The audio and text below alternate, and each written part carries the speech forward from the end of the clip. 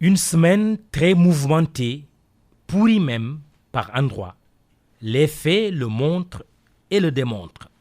Répression violente d'une manifestation contre la soif à Cap Skirring, révolte violente et nocturne contre le couvre-feu dans plusieurs localités du pays, notamment à Touba, la Sainte, où, paradoxalement, des jeunes mécontents étaient tout sauf des saints. Ils n'ont rien trouvé de mieux que de saccager les locaux du centre de traitement des épidémies en ces temps de pandémie mortelle. Quelle inconscience! Aux États-Unis d'Amérique, George Floyd, mortellement étouffé par le genou d'un policier raciste, bête et méchant. L'horreur a été filmée et vue dans le monde entier, indigne d'un grand pays. Avec cette énième affaire de bavure policière, mais bavure de trop contre les Noirs, toujours la même proie, l'Amérique vient d'administrer définitivement la preuve qu'elle n'est plus l'Amérique de nos rêves. On découvre sa face cachée et hideuse. Le Sénégal, de l'autre côté de l'Atlantique, expérimente depuis quelques années, tant bien que mal, un concept révolutionnaire, ubbi tey, jàng tey. Il faut le reconnaître, le défi a été amplement relevé. La coalition des organisations en synergie pour la défense de l'éducation publique COSYDEP y a beaucoup contribué. Seulement, l'école sénégalaise vient de découvrir un tout autre concept, imprévisible comme le célèbre virus. Voici donc le ubbi tey, tëj tey. Décidément, le coronavirus nous fait tourner la tête, de quoi perdre même pied, ou plutôt la main sur les choses et les êtres. La Covid-19 dicte sa loi à tout le monde.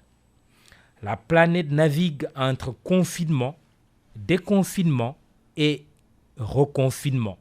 Le Sénégal n'y échappe pas. C'est pour cette raison qu'il faut relativiser le rendez-vous manqué du 2 juin.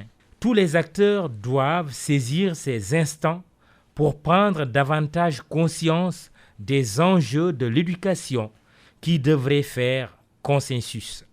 Certes, on peut reprocher au gouvernement de ne pas avoir organisé dans les meilleures conditions le transport des enseignants à leur lieu d'affectation.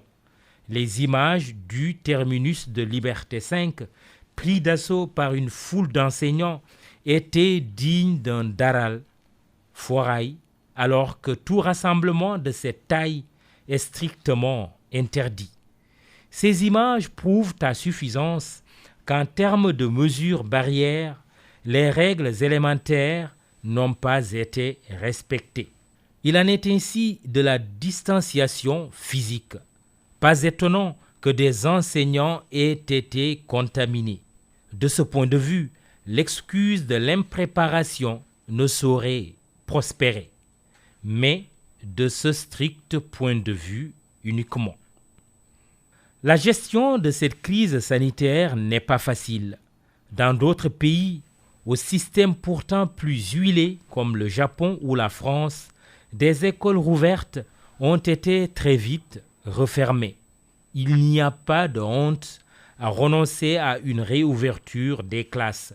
Soit dit en passant, la maladie n'est pas honteuse, même si elle reste très contagieuse.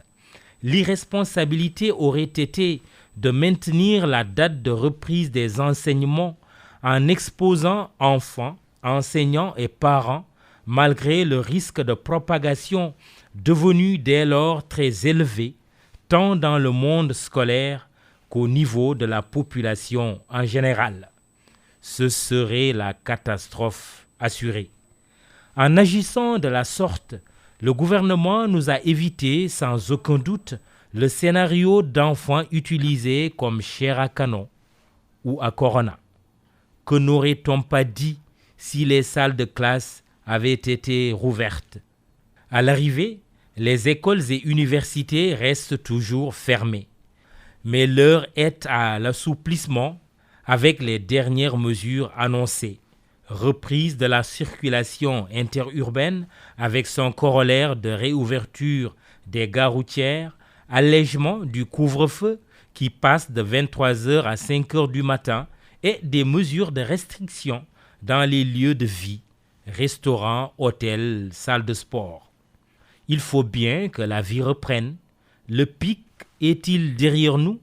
Le ministre de la Santé, Abdoulaye Diouf Sarr, l'a annoncé. Espérons que le virus ne gâchera pas la fête. Prudence et vigilance.